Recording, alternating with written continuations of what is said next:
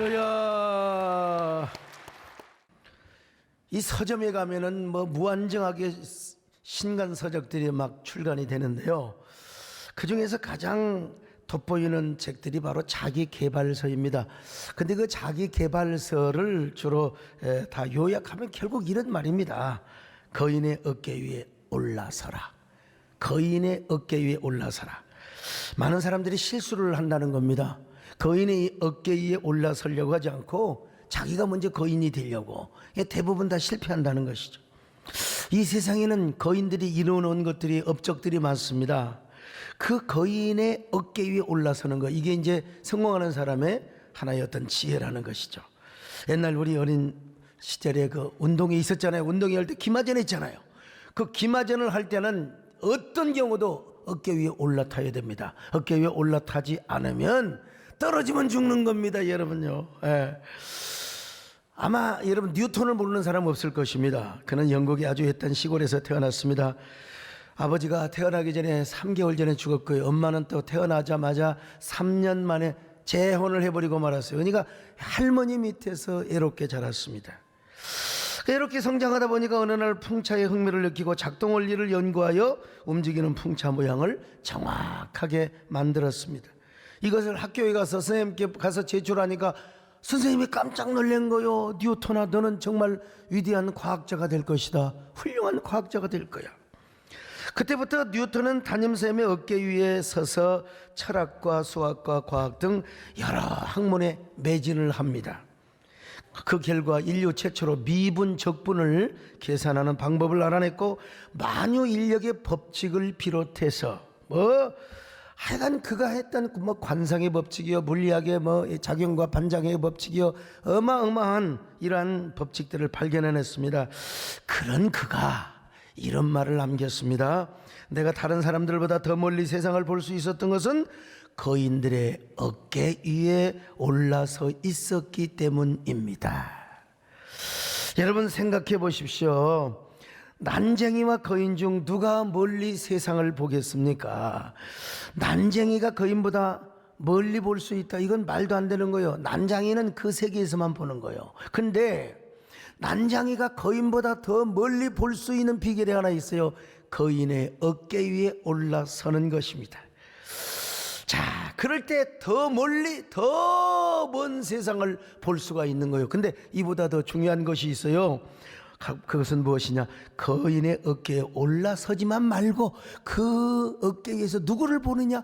예수님을 보라는 거예요. 주님을 볼 수 있어야 된다는 것입니다. 히브리서 12장 2절을 같이 봅니다. 시작. 믿음의 주요 또 온전하게 하시는 이인 예수를 바라보자.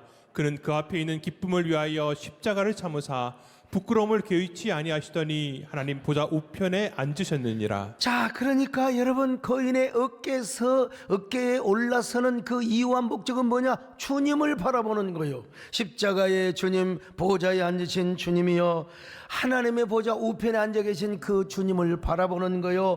여러분은 언제나 주님의 눈과 주님의 마음을 가지시고, 여러분 주님이 보여주신 위대한 세상, 내가 일해야 할 세상, 내가 사명을 감당해야 할 그 사명의 현장을 바라볼 수 있기를 바랍니다. 그러기 위해서 주님을 바라보아야 돼요. 눈을 들어 주를 보라. 눈을 들어 주를 보라. 내 모든 염려 주께 맡겨라. 슬플 때에 주님의 얼굴 보라. 사랑의 전에만 시키니 한식 주리라. 사랑의 주님 비전도 주리라. 자, 그러니까 일단 거인을 만나야 돼요. 그리고 그 거인의 어깨 위에 서는 것이 굉장히 중요합니다. 여러분, 어깨 위에서 뭘 보려고? 주님을 보려고. 이게 오늘 설교의 요약본이요, 주님을 보기 위해서. 고수는요, 자기보다 위대한 거인을 만난다는 말이 있지 않습니까? 그것도 자신의 그 하는 영역과 전혀 다른 영역의 고수를 만나는 거예요. 그러면서 어떤 위대한 착상과 영감을 얻게 된다는 겁니다. 하수는요, 맨날 친구들만 만나요. 발전 가능성이 없는, 예를 들어서 신학교 동기 또 대학교 동기, 그러면서 서로 막 질투하고 서로 비교의식 열등의식에 빠져가지고 시기하고 질투하고 뒤에서 백바이팅하고, 이제 손목사 저 새끼 별거 없어 여러분, 이게 이제 그냥 보면 백바이팅 하는 거죠. 그것도 모자라가지고 막 단톡방을 만들어가지고 막 자기 혼자 막 대장 노릇하고 누구 욕하고, 이게 이제 하수들이 하는 그런 일이라고 해요. 이건 스스로 자신의 열등감과 자존감을 지금 시인하는 겁니다. 그러나 고수와 상수는 그렇지 않습니다. 다 그가 만난 고수들은 몽상가요, 꿈을 꾸는 사람입니다. 나의 문화유산 답사기라고 하는 책을 낸 유흥전 교수가 부제로 사용한 말 중에 인생도처 유상수라라는 말을 썼습니다. 인생도처에는 나보다 더 높은 고수, 상수가 있다는 것입니다. 고수, 상수, 거인을 찾아서 그 어깨 위에 올라가서 멀리 보고 멀리 배우라는 겁니다. 그렇게 배우는 사람이 뭐예요? 고스톱으로 말하면 장땡이라는 거예요. 장땡. 우리 배장님 장땡 아시잖아요. 저는 다행스럽게도 어릴 때부터 이 사실을 글쎄 하나님의 은혜로 깨달게 했다고 할까요? 저는 이제 맨 먼저 신학교에 가서 광주신학교 교장 목사님이신 박종삼 목사님을 배웠습니다. 그분에게 뵙고 제가 참 당돌도 했어요. 저는 하나님께 소명을 받고 왔습니다. 응답받고 왔습니다. 하나님이 저를 크게 쓰신다고 하셨습니다. 그랬더니 너 학력고사 얼마나 맞았냐? 너 시험을 한번 봐라. 1등하면 내가 너를 믿음의 아들로 삼아주겠다. 그래서 저는 광주신학교를 다니면서 거의 2년 동안 박종삼 목사님의 어깨 위에 올라타는 삶을 산 것이죠. 그 어깨 위에 올라타서 내가 비록 지금 광주신학교를 다니지만 교장 목사님이 나를 인정하고 나를 사랑한다, 그러면서 앞으로 저를 통해 이루실 하나님의 놀라운 세계를 바라봤습니다. 그리고 나중에 이제 정교 목사님을 만납니다. 저분은요, 별로 웃는 모습을 못 봤어요. 언제나 그냥 아주 뭔가 심각하시고, 이분은 뭐냐면요, 칼빈주의 보수신학의 달인이세요. 그래서 저분을 만나서 칼빈주의 보수신학 완전히 기초를 닿았습니다. 철저하게 기초를 다졌습니다. 그리고 나서 누구를 배웠느냐? 이제 정금성 권사님을 만납니다. 정금성 권사님은 제 사역의 기도의 평생 후원자죠. 평생 후원자. 근데 이분이 저를 사위로 삼으시려고 하는데 우리 마누라는 아니야 우리 손주처럼 절대로 안 한대요. 제가 편지를 쓰면 찢어버리고 찾아갔다가 난리 날 뻔했어요. 죽을 뻔했죠. 전화를 하면 야 이 미친 아유 얼마나 욕을 퍼붓는지. 내가 오죽하면요, 너 죽고 나 살자 딱 그냥 반 납치해가지고 내장산으로 데려가서 벤치에 앉아있는 여자 머리에 안수를 해버렸어. 이런 얘기를 맨발의 소명자에다가 써놨더니 많은 신학생들이 또 과남용을 해가지고 막 교회에서 스트레이트 파마를 착 하고 막 반주를 하고 있는 자매한테 가서 안수기도 해버려. 그냥 예쁘장한 주일학교 교사가 그냥 눈물을 훔치면 막 주여 주여 하는 데 가서 안수기도 해버리고, 대부분 성공을 했답니다. 대부분 성공을 했대요. 아무튼 저는 그날 이후로 기도를 사명이요 재산으로 여겼던 정금성 권사님의 어깨 위에 올라타서 진짜 오직 예수, 저분은 오직 순교, 저분은 오직 사명, 그냥 죽으면 죽으리라. 저분은 타협이 없어요. 저는 유연성이 있는데 난 오직 예수라는 거야. 그냥 오직 예수가 장땡이라는 거죠. 근데 이제 언제부턴가 제 만남이 좀 넓어지기 시작했습니다. 제 서재에는 우리나라 대통령뿐만 아니라 세계 수많은 거인들을 만나서 찍은 사진들이 다는 제가 할 수는 없지만요, 저는 그분들의 어깨에 올라섰습니다. 그리고 그분들의 어깨에 서서 세상만을 바라보는 것이 아니라 오늘 본문의 말씀대로 주님을 바라봤던 겁니다. 주님을, 눈을 들어 주님을 봐라. 자, 히브리서 12장 2절 같이 봅니다. 시작. 믿음의 주여 또 온전하게 하시는 이인 예수를 바라보자. 믿음의 주여 온전케 하시는 예수를 바라보자는 것입니다. 그런데 제가 많은 만남 중에서 진짜 잊을 수 없는 한 분의 만남이 있습니다. 그분이 바로 이어령 전 장관님, 지금 건강 암과 투병하고 계십니다마는 언제가 어느 지상파 방송에서 신의 길 인간의 길이라고 하는 다큐를 했어요. 은근하게 이슬람을 예찬하고 기독교를 폄하하는 그런 다큐를 만들었어요. 그래 교계 지도자들이 막 방송국 앞에 가가지고요 데모를 할 때 아니 막 다른 분들이 뭐라고 하냐면 막 방송국을 저주하는 거예요. 그러면은 방송국 예수 이름으로 저주를 받을지어다 무너질지어다 그러는데 그거 좀 이미지가 그럴 것 같아서 제가 마이크를 좀 달라고 하고 제가 이렇게 했습니다. 여러분 한번 들어보세요.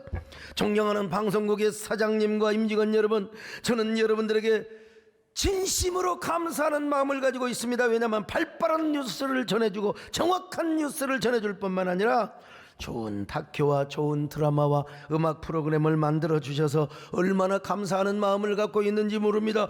그런데 이 웬 날벼락입니까? 그렇게 고마워하는 좋은 방송국에서 이런 날벼락 같은 다큐를 만들었다니, 세상에 이건 귀 방송국의 최고의 수치이며 오욕의 역사가 아닐 수 없습니다. 당장 사과하세요.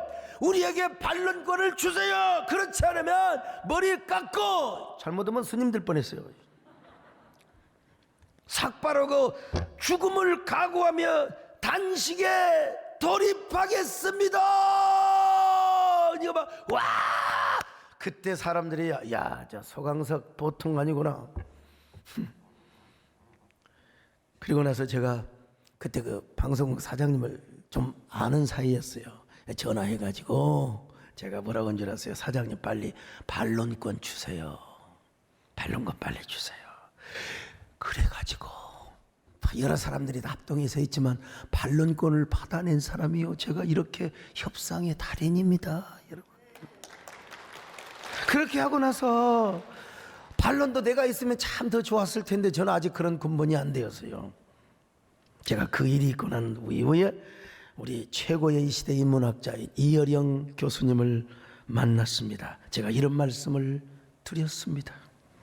존경하는 교수님, 이때 한번 하나님께 쓰임받아 보십시오. 교수님은 이 시대의 최고의 인문학자가 아닙니까? 그 방송에서 사부작으로 기독교를 공격했으니까 이제는 사부작으로 기독교 선한 강연을 좀 해주시기를 바랍니다. 우상과 미신으로 가득했던 조선 땅에 기독교 선교사들이 와서 교회만 지었을 뿐만 아니라 학교를 짓고 병원을 지으며 우리나라 근대화의 기수가 되었지 않습니까? 미국 선교본부에서는 정교분리 원칙을 얘기했지만 선교사들, 우리나라 백성들이 받는 폭압과 그 박해를 바라보며 도저히 참을 수가 없어서 성경에 나타난 자유와 인권 계몽운동을 했던 것이 아닙니다.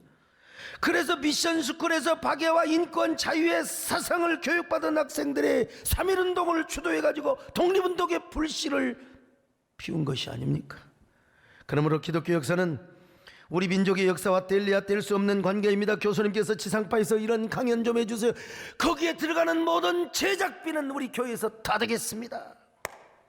이런 얘기를 했더니요, 이 어르신께서 저를 보고 이런 말씀을 하시더라고요. 사마천이 쓴 사기열전에 보면 남자의 세계에서는 자기를 인정해주는 모든 사람을 위해서, 자기를 인정해주는 사람을 위해서는 목숨까지도 바칠 수 있대요. 이 여자와 남자의 차이입니다. 여자는 감동을 받으면 누구한테 다 따라갑니다. 심지어는 제비한테도 따라가요. 여자는 누구에게 감동을 받느냐가 중요한 것이고, 남자는 뭐요? 누구에게 인정을 받느냐는 거예요. 인정, 누구에게 인정. 그래서 아니 이 시대의 최고의 인문학자인, 그때는 별로 유명한 목사도 아니었는데 그 목사가 존경하는 교수님밖에 없다고 하니까 어이 기분이 좋아서요. 내가 우리 소목사를 어떻게 뭘 도와줄 것인가. 예. 그래서 그게 중요한 게 아니라 강연을 하셔야 된다고 했더니 그거는 차차 생각하면서 한번 우리가 또 의논을 해보자고. 아직까지도 지금 의논 중입니다, 여러분. 근데 중요한 건 뭐냐? 소목사님 앞으로 책을 내면 내가 뭐든지 다 추천사도 해주고 시집 내면 평론도 써주고 다 해주신다고. 앞으로 자주 만나서 식사하자고. 아직도 그 일을 이루지는 못했습니다만 지금 건강 때문에 어떻게 하시겠습니까? 나는 그 뒤로부터 그분의 책을 다 읽었습니다. 신간만 나오면 무조건 다 읽었어요. 뭐예요? 결국 그분의 어깨 위에 올라선 거지. 그분의 어깨 위에 올라서서 세상을 본 겁니다. 그리고 주님을 본 겁니다. 아, 인문학의 마인드로 주님을 본 게 주님이 얼마나 위대한가, 주님이 얼마나 위대하신 분인가. 이 시대 최고의 인문학자의 책을 읽고 그분의 어깨에 올라서서 인문학의 세계를 바라보고 인문학의 세계로 주님을 바라보고 세상을 바라보고 인간을 바라보니까 아하, 제 글이 달라지고 그리고 언어가 달라지고 설교의 폭이 넓어지더라고 세상에. 그분이 그런 말씀을 하셨어요. 문지방 언어를 목사는 써도 된다. 문지방 언어 너무 경건하고 교회 안에 있는 언어만 쓰면 안 되고 좀 문지방 언어, 서목사님은 문지방 언어의 달인이라는 거예요. 아, 나 진짜 용기 얻었어요. 그런 의미에서 우리 교회 신성욱 교수님 훌륭하신 분입니다. 이분이 최근에 인문학이 묻고 성경이 답하다라는 책을 쓰셨는데 오늘 우리 평신도뿐만 아니라 우리 신학생들 또 목회자들 설교하려면 이 책 다 보셔야 돼요. 성도님들에게도 유익한 책입니다. 읽어보세요. 너무 잘 나가서 서점에서 품절됐어요 지금. 아마 이제 다음 주에 다시 또 서점에 들어간다고 합니다. 이 책을 읽게 되면 또 여러분들이 신 교수님의 어깨 위에 올라선 거죠. 이 책을 통하여 주님의 마음을 가지고 더 넓은 세상을 보며 내가 할 일을 내가 깨달을 수 있다면 얼마나 좋겠습니까? 혹자는요 어떻게 인문학적인 마인드로 설교를 하느냐고 또 비판하는 사람도 있습니다. 진짜 환장을 노릇이에요. 상담을 하는 사람이 인간 심리를 몰라서 무슨 상담을 하겠어요? 여러분, 인문학이 뭡니까? 인문학이 사람이 태어나서 그리고 자라고 늙고 병들고 죽기까지의 모든 재반의 학문이 인문학이요. 설교자가 어떻게 인간을 모르고 설교를 합니까? 그러니까 꼰대 소리를 듣죠. 신학에서 니은자 보면 시학이야. 시학이 그 인문학이 들어가는 거예요. 참, 인문학을 알게 되면 설교의 폭이 얼마나 넓어지고 차원이 높은데요. 결국 이 모든 목적이 뭔 줄 아세요? 사람의 영혼을 얻기 위해서요. 오직 오면 사도 바울도 스토이고 철학자들과 함께 철학 얘기를 논했겠어요. 그분들은 그렇게 해야 영혼을 얻을 수 있기 때문에. 이 시대의 지성인들, 지식인들을 꼬꾸라지게 하려면 인문학을 모르고는 안 됩니다. 여러분, 영혼을 얻고 사람들의 마음을 꼬꾸라지게 하며 하나님의 위대한 사건이 일어나기 위해서는 여러분 사람을 알아야죠. 사람에 관한 학문을 알아야죠. 인문학은 인본주의가 아니라는 걸 아셔야 돼요. 좀 알아야지 설교에 이런 능력의 역사가 일어나야 되지 않겠어요? 설교를 듣고 교만한 마음이 깨어지고 냉랭한 심령이 뜨거워지고 뿐만 아니라 완악한 심령이 그냥 뒤집어져야 되지 않겠습니까? 회개가 나타나든지 아니면 기쁨을 막 주체할 수 없어가지고 말이요, 황홀한 마음을 가지고 주님 내가 어찌해야 되겠습니까? 나의 가슴이 이렇게 같았는데 결국은 뭐요? 옥합을 깨뜨리며 우리의 몸과 마음을 드리는 것이지만요 말이요, 설교에 이런 역사가 나타나야 돼요. 황홀한 주의 은혜 나의 가슴 애태우네. 오늘도 주의 은혜 주체할 수 없어 와서 옥합을 깨뜨리며 이 눈물을 바칩니다. 이 눈물을 바칩니다. 뉴욕에 가면요 동상이 한 1800개가 있답니다. 제가 뉴욕만 해도 한 20번 이상 갔을 텐데요, 뭐 수십 번 갔어요. 뉴욕만. 워싱턴에도 동상이 많이 있는데 뉴욕에는 1800개. 근데 이 사람들은 다 역사의 빛을 남기고 간 사람들이요. 다 역사의 밝은 역사의 빛을 남기고 간 사람들이요. 근데 놀라운 사실은 뭐냐? 그 동상 가운데 사람을 비판하고 막 평판하고 비평했던 사람들의 동상은 한 명도 없대요. 전부 남 칭찬하고 아주 이 세상에 창의적인 역사를 남겨놓은 사람들. 여러분요 맨날 비판하는 데 앞장서지 마시고요, 여러분 남을 세우고 위대한 세상 위대한 역사를 만드는데 공헌을 일으키시기를 바랍니다. 여러분은 창의적인 사람이 되시기를 바랍니다. 그래서 창의적인 거인들이 되시기를 주의 이름으로 축원합니다. 예수 그리스도 안에서 거인이죠. 여러분, 버크셔 해더웨이의 회장이신 워렌 버핏이라는 회장이 있어요. 온라인 경매업체 이베이가 이런 미국에는 이런 것도 다 있다니까. 워렌 버핏과 점심을 하는 경매를 한번 했어요. 이제 얼마에 낙찰이 됐느냐? 400만 달러, 우리나라 돈으로 거의 45억 돈이요. 45억 돈이요. 아니, 워렌 버핏과 식사 한번 하는 게 나도 좀 누가 식사 한번 하자고 한 40억 갖고 왔으면 좋겠어요. 그럴 만한 가치가 이제 있어야 되는 겁니다, 여러분. 중국의 짜오다냥이라는 사업가가 있었는데 그는 211만 달러를 주고 워렌 버핏과 식사를 했습니다. 3시간 동안 3시간 동안 식사를 했어요. 그가 무슨 말을 한 줄 아십니까? 나는 그를 보기 위해 투자한 20억 원의 10배 이상의 가치와 홍보 효과를 얻었다. 나는 그와의 만남을 통해 내 사업의 방향과 영감을 얻게 되었다. 여러분, 왜 그런 줄 아십니까? 어깨 위에 올라가려고 그러는 거예요.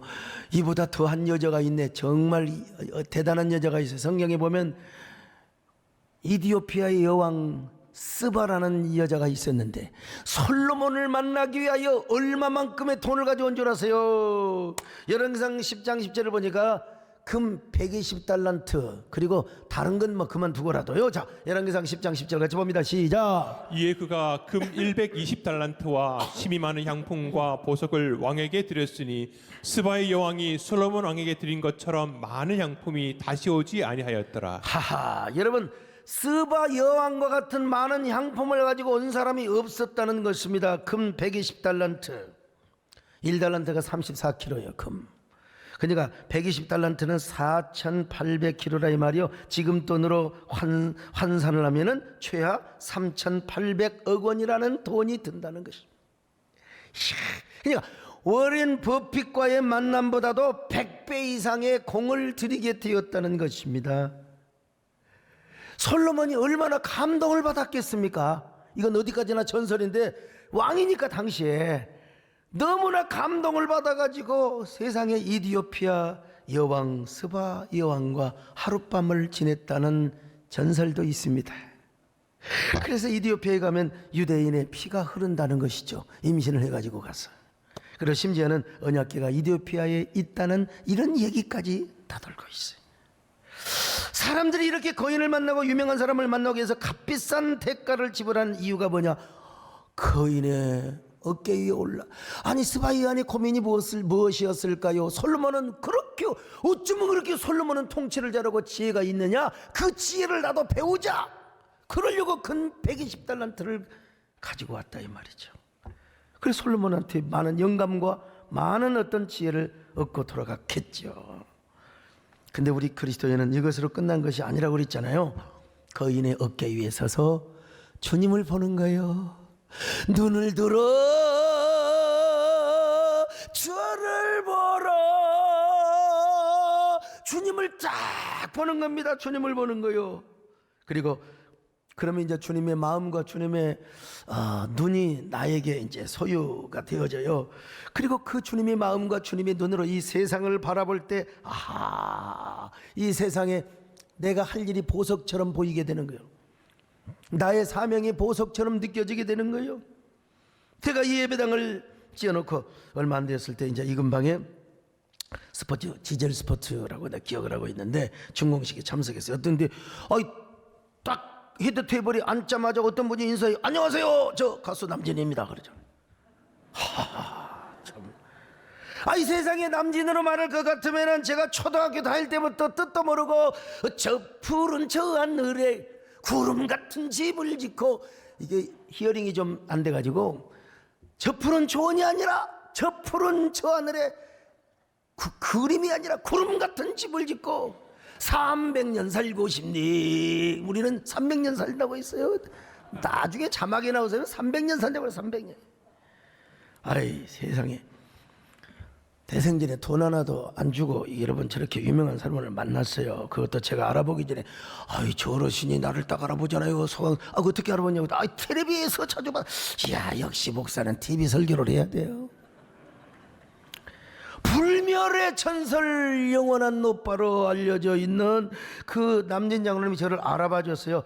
야 내가 그날 쫄아서 안녕하십니까. 저는 잠을 못 잤어요. 내 저분을 어떻게 해야지. 우리 교회 공연으로 제가 딱 모셨습니다. 진짜 놀래불더만. 우리가 지금은 자주 봐서 그러지요. 처음에 남진 장로님 오시니까 뭐 여자분들 난리 나불대.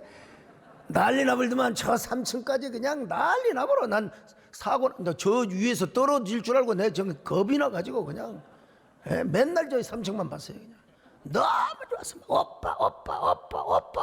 야 오빠는 너희 집에 있다. 내가 속으로. 우리 장로님을 이제 초청을 했는데 제가 그랬죠. 남진 장로님. 그때는 남진 쌤이죠. 남진 쌤이 저에게 오세요. 우리 누나가 좋아했거든요. 저희 누나를 봐서라도 오세요. 고향 후배 한번 살려주 키워주세요. 나는 여러분 전도를 가장 쉽게 한 분이 누구냐면 남진 쌤이었어요. 전도가 금방 되불대. 금방 되불어. 그래갖고 우리 교회 지금 명예 홍보장로가 되셨어요. 얼마나 여러분 박수 한번 하세요. 할렐루야. 저는 우리 남진 장로님의 콘서트를 쭉 가보면서 제가 폭이 좀 넓어졌어요.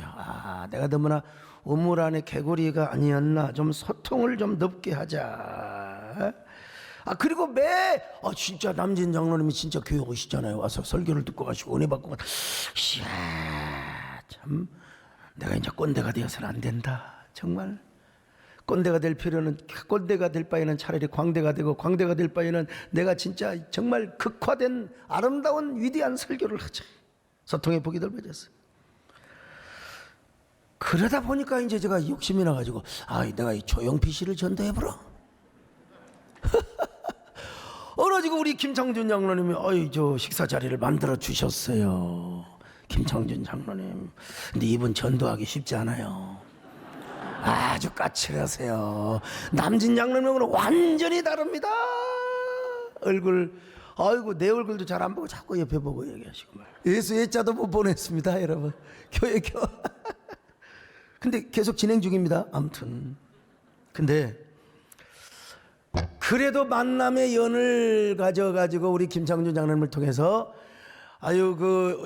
조용필 콘서트 50주년 딱 그 VIP 티켓을 보내오셔서 내가 거기를 안 가면 안 되지. 가야죠. 생전 처음으로 제가 조용필 콘서트에 가보았는데 정말이지 진짜 야 대단하대. 가왕이 돼. 그날 비가 안 오면 괜찮아요. 뭐 남진 장로님도 남진 40주년인가 그냥 어마어마하게 모여버렸더만 보니까 비가 안 올 때는 괜찮아. 폭우가 쏟아지니까 폭우가 쏟아져요. 폭우가 쏟아지는데 아이고 세상에.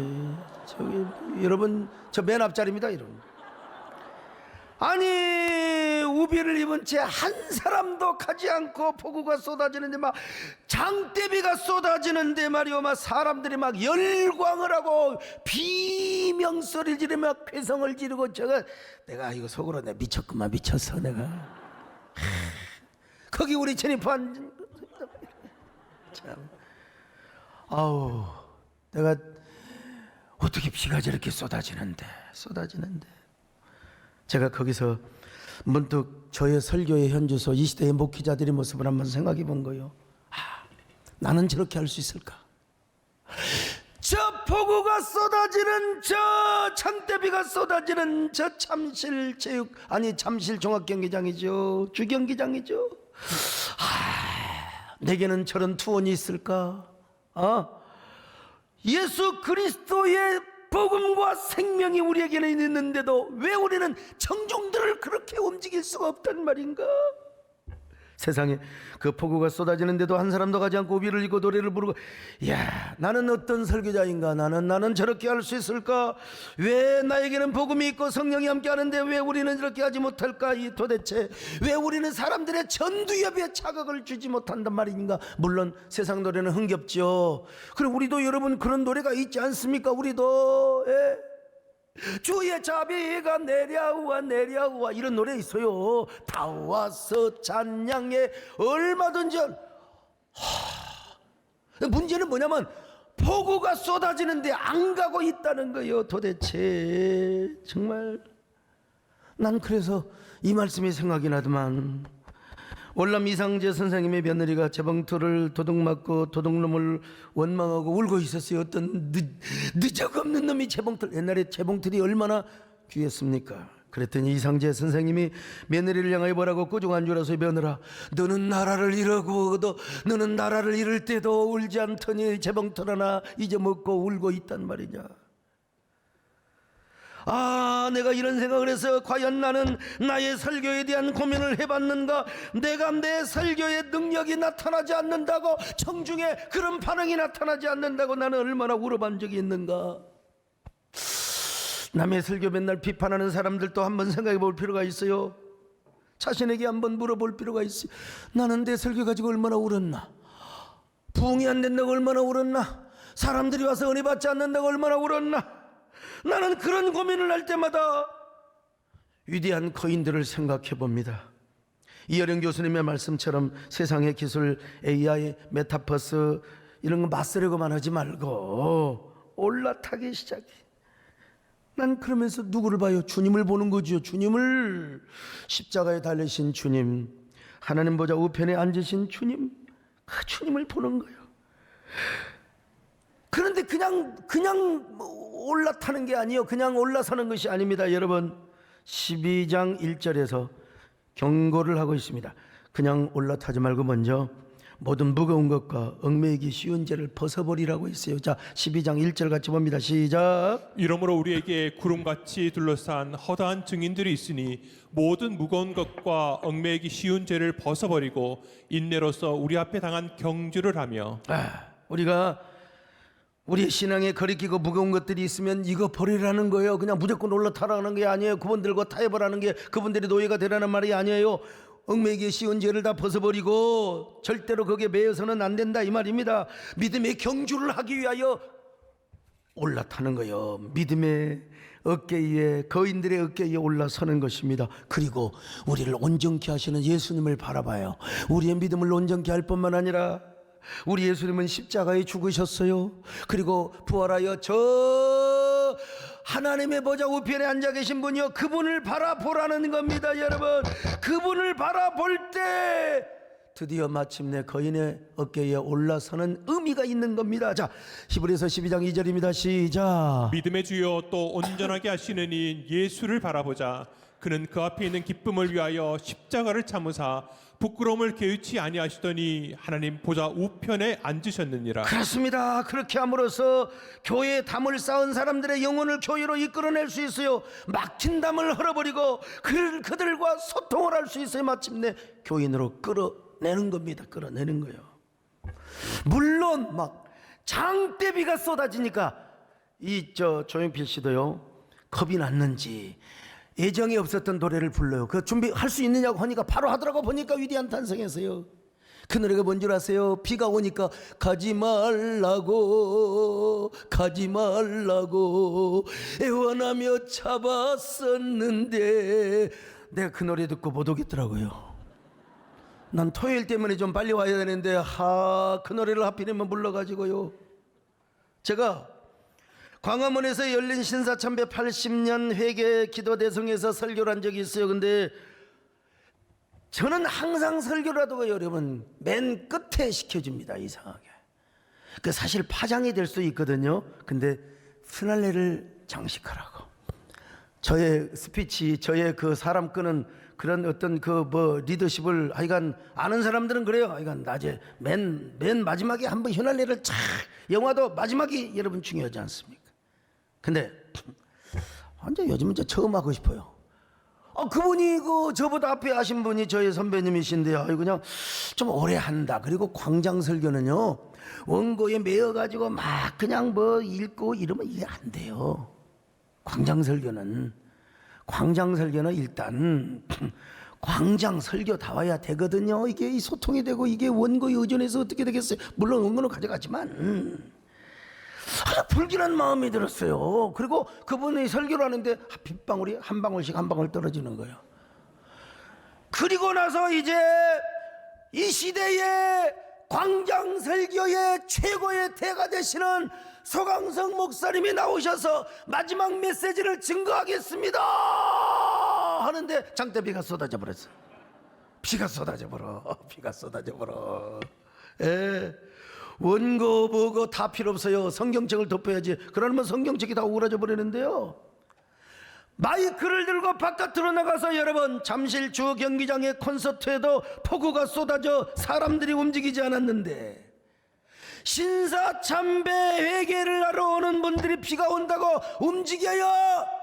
앉으세요. 싹 앉아버렸어. 자, 내가 가서 배웠거든. 잠실 주경기장에 가서요. 누가 움직였느냐? 그거 우리 오케스트라 여러분 5천만 원짜리 1억짜리 바이올린 이런 거 있거든. 이거 비 맞으면 안 돼요. 그래서 그냥 거기는 내가 봐줬지. 빨리 가라. 빨리 가져라. 그냥 빨리. 여러분, 폭우 중에 진행된 조용필 콘서트에서 내가 도전받지 않았다면 저도 우왕좌왕했을 거요. 비가 쏟아지는데 원고 읽을 거요, 뭐 할 거요. 착 들고 나가서 너무 쏟아지니까 이제 우산 받아주는 사람도 있었습니다만, 그런데도 한 사람도 움직이지 않았어요. 여러분, 우리가 다시 말씀드리지만은 우리가 거인의 어깨에 올라서자는 말은 거인의 어깨에 올라서서 세상만 보자는 것은 절대로 아닙니다. 여러분, 주님을 보자는 거예요. 주님의 마음과 눈을 가지고 세상을 바라보자는 거예요. 그러면 위대한 세계, 우리가 위대한 세계를 만들어 하나님의 킹덤 빌드가 되어야 되겠다. 이게 보석처럼 다가오게 되는 거예요. 여러분의 거인은 누굽니까? 오늘 본문을 보니까 구름같이 허다한 증인들이 둘러싸였다고 말씀하고 있어요. 아브라함, 이삭, 야곱, 요셉, 모세, 다윗, 바울, 갈렙. 아이고, 믿음의 거인들이 얼마나 많습니까? 그 거인들의 어깨에 올라서서 주님을 바라보세요. 주님을 바라보면 성경이 다시 보이고 이 세상이 다시 보이고 여러분들이 해야 될 사명을 다시 깨닫게 될 거예요. 근데 행여라도 잘 안 다가와 거인이, 그러면 저라도 거인으로 한번 삼아보세요. 내 어깨 탄탄하거든요. 서목사 어깨 위에 올라서서 주님을 한번 바라보세요. 언젠가 우리 교회 말씀드렸습니다. 우리 교회에 고영환이라는 청년이 있었어요. 초등학교 때 담임 선생님이 자기가 존경하는 위인들을 발표하라고. 대부분 애들이 다 이렇게 대답해요. 우리나라 세종대왕 이순신, 그 다음에 또 유관순, 안창호, 링컨 대통령, 그 다음에 아인슈타인, 에디슨, 김창준, 썼겠죠. 근데 고영한 학생은요, 선생님, 저는 서강석 목사님을 가장 존경합니다. 야, 서강석이 이거 누군데? 저 구미역에서 조그마한 목회하고 있을 때였어요. 우리 교회 담임 목사님이에요. 우리 담임 목사님. 그분 말고 그 교회에서나 존경하고 세상이 다 인정하는 사람. 그랬더니 아니에요. 우리 서강석 목사님은 4대 성인 중에 한 사람이에요. 예수님, 소크라테스, 서강석. 소크라테스나 저나 성이 같다는 거죠. 여러분, 우리 교회 주일학교 학생들의 실력과 수준이 그렇습니다. 대단합니다. 대단합니다. 제가 아시다시피 저는 신학교를 간다고 집에서 쫓겨난 사람이고 전 과정을 고학으로 공부한 사람이에요. 맨발 맨손 맨몸으로 서울에 올라와서 개척하여 오늘의 교회는 그만두고, 여러분 이 코로나 가운데도 우리가 자가격리 할 사람 빼놓고 여러분 우리가 1, 2, 3, 4, 5부 쫙 이렇게 모이는 거 보면 대단한 거 아닙니까? 근데 더 중요한 것은 공적 사역의 한 중심에 서 있다는 거예요. 이렇게 하다 보니까 하나님께서 불담과 불성각으로 지켜주시고 교회에서 단 한 건의 확진 사건이 아직도 한 명도 없어요. 교회는 안심하고 오세요. 그냥 우리 전부 그냥 QR 잘하고 우리가 열 없는 사람들만 잘해서 잘 관리하니까요. 메디컬 처치, 그래서 오늘 메디컬 처치에 헬퍼 모임을 또 갔습니다. 저는요 부족하지만 하나님의 살아계심과 하나님의 자존심을 드러낸 사람입니다. 거인이 안 보이면 제 어깨 위에 올라서 보세요. 그리고 주님을 한번 보세요. 서목사의 그 심장의 고통소리가 여러분의 심장으로 연결되고 내 사명에 미쳐있는 이 사명의 연가의 소리가 여러분의 심장에 전달이 될 때 여러분의 가슴도 뛰게 될 거예요. 여러분의 심장의 고통소리가 여러분의 귀를 여러분의 귀를 자극시킬. 제가 주님 주신 사명에 비쳐 있듯이 여러분도 사명의 춤을 추게 될 거예요. 주님께서 부족한 종을 여기까지 쓰셨듯이 여러분도 하나님이 존귀하게 쓰실 겁니다. 하나님, 나 좀 사용하여 주옵소서. 나도 거인의 어깨에 서서 믿음의 거인이 되기를 원합니다. 주여, 나에게도 사명의 열매가 주렁주렁 맺혀지게 하여 주시옵소서. 주님, 내가 여기 있사오니 나를 보내소서. 나의 마음 주께 드리오. 주받으오. 가슴에 손을 얹고 주여, 나를 주님 내가 여기 있어 나를 써주소서. 가진 것 모두 주께 드리오. 주받으옵소서. 하나님, 인생은 한 번입니다. 두 번 다시 오지 않습니다. 연습이 없습니다. 리허설 엑서사이즈가 없습니다. 한 번 사는 인생 하나님께 쓰임받고 싶습니다. 하나님, 주님을 바라보는데 행여라도 주님 보는데 지장이 될까 봐서 거인의 어깨가 필요할 때가 있습니다. 무엇보다 세상의 거인도 중요하지만 성경의 영웅들의 어깨 위에 서서 주님을 바라보게 하여 주옵소서. 아니, 언젠가는 우리가 주님의 어깨 위에 서서 우리의 사명의 세계도 바라볼 수 있는 그런 단계로 올라가게 하여 주시옵소서. 하나님, 나 진짜 쓰임받고 싶습니다. 하나님, 나의 사명의 세계 지평, 그 사명의 현장, 하나님 보석처럼 쓰임받고자 합니다. 주여, 나를 사용하여 주옵소서. 주여, 나를 써주시옵소서. 1분 동안 하나님께 간절한 눈물의 기도를 드리시기를 바랍니다. 애원의 기도를 드리시기를 바랍니다. 간절한 기도를 드리시기를 바랍니다. 아멘.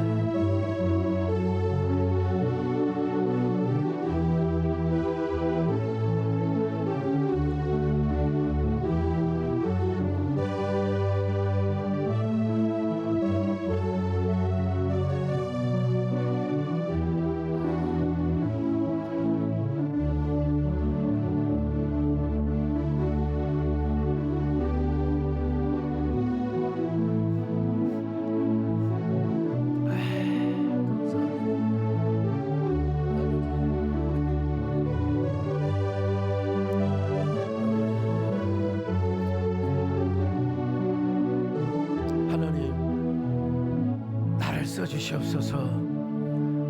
믿음의 거인 되게 하여 주옵소서. 사명의 거인 되게 하여 주옵소서. 우선 필요한 거인의 어깨가 필요하면 우리가 성경의 영웅들 어깨 위에 올라가서 주님을 바라보게 하여 주옵시고, 또 우리가 정말로 하나님 앞에 위대하게 쓰임받고 주여, 우리가 영혼의 동상 아름다운 그런 보이지 않는 하나님 앞에서 그런 사람으로 기념되게 하시고, 성경의 마리아처럼 복음이 전파되는 것보다 이 여자의 행한 일도 기억되어야 하리라는 이러한 기대한 믿음의 영웅들이 다 되게 하여 주옵소서. 예수님의 이름으로 기도 올려옵나이다. 아멘.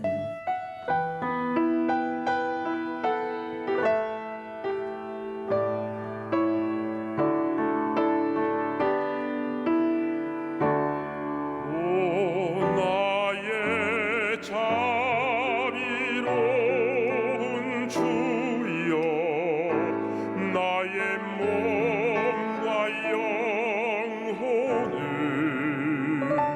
주님 은혜로 다 채워 주소서. 이 세상 괴로움 걱정 근심 주여 받아주시고 힘든 세상에서 인도하소서.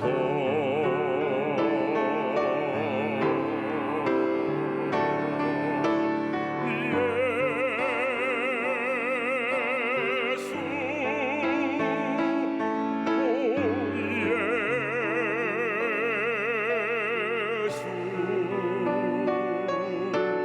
지금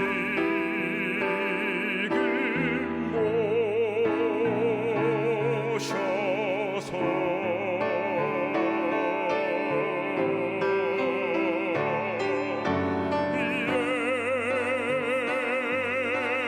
예수, 오 예수,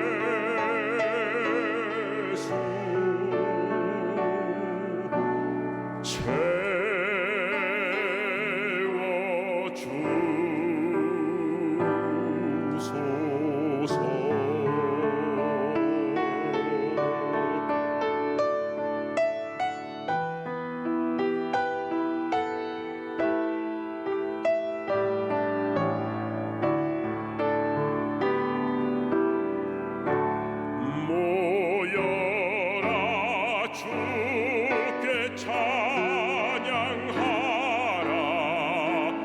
나의 귀한 친구야. 주 이름 앞에 너 두 손 모으고 이 나의 슬픔 세상 눈물 너의 쌓인 아픔을 십자가 앞에서 모두 버리고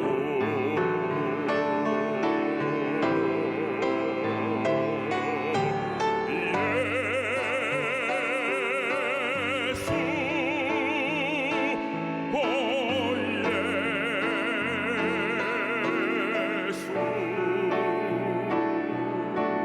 지금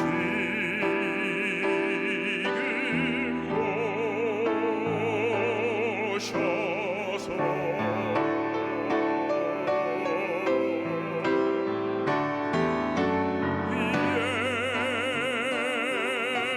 예수, 오 예수,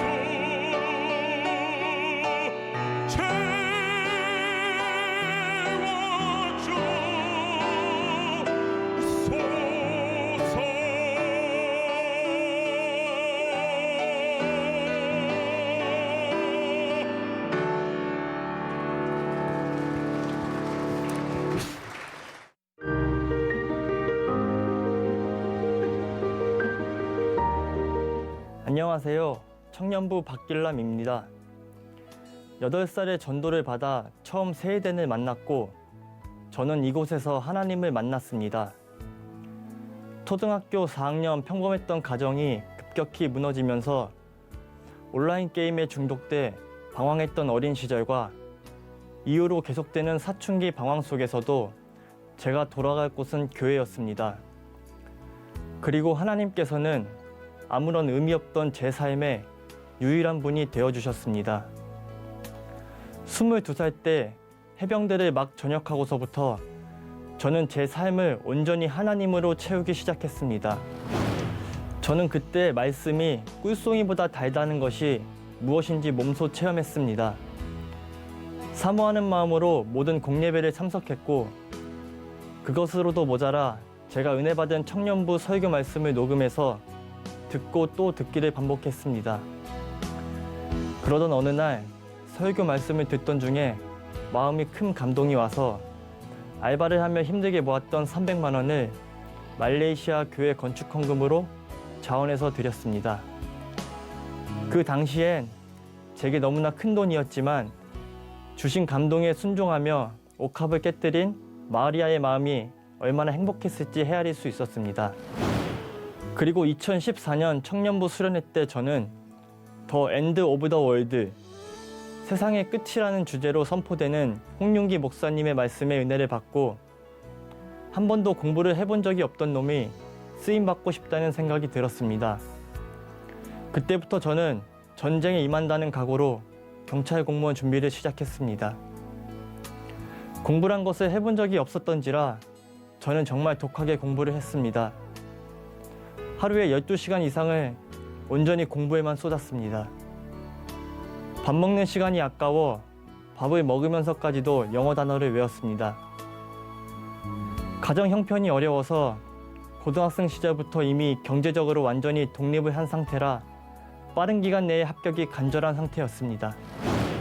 그래서 더 독한 마음을 품고 2년 만에 끝내자고 했습니다. 하지만 제 기대와는 달리 수험 기간은 길어졌습니다. 노력한 것에 비해서 결과는 실망스러웠고 그러다 보니 자존감은 추락할 대로 추락했습니다. 하지만 그래도 저를 붙잡을 수 있었던 것은 하나님은 어떻게 해서든지 나를 사용하실 것이라는 확신이 있었습니다. 총 5과목 중에 4과목은 합격할 정도의 점수가 나왔지만 항상 영어 1과목이 발목을 잡았습니다. 필기 점수 1점 차이로 떨어진 적도 몇 번 있었습니다. 가장 힘들었던 것은 면접까지 다 마치고 최종 불합격의 소식을 들었을 땐 정말 감사합니다.